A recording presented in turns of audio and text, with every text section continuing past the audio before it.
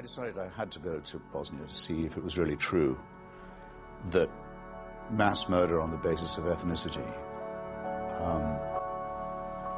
was being employed as a tactic in Europe after the fall of the Berlin Wall, with NATO doing nothing about it, and the United Nations and the EU powerless to do a thing. Is this really happening? Can we actually be watching this as spectators?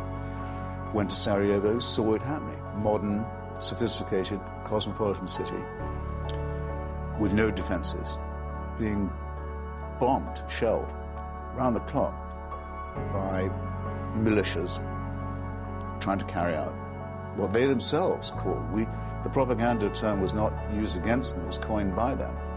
They said they were cleansing. It was really happening, and it was really true that no European country and no international body was willing to do anything to arrest it. And I thought, well, the only power that can possibly stop this or turn it back is the United States. Well, in fact, as you watched mortars hit the great library, the National Library of Bosnia. The National Library in Sarajevo.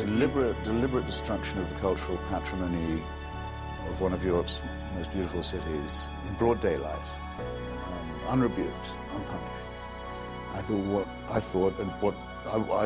agreed with what most of the Bosnians I knew wanted to see. They wanted to see the USAF appear in the skies and blow those militias off the mountain and get rid of the Milosevic regime.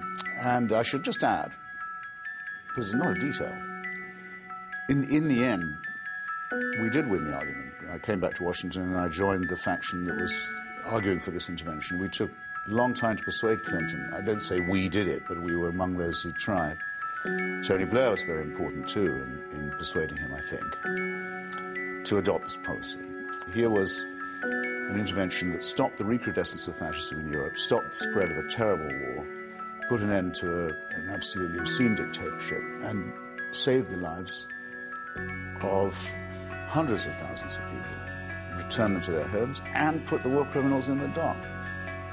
And most of the left, not all, because people like myself and Susan Sontag and David Reif and the Tribune group in the British Parliamentary Labour Party and many other honourable leftists were for it.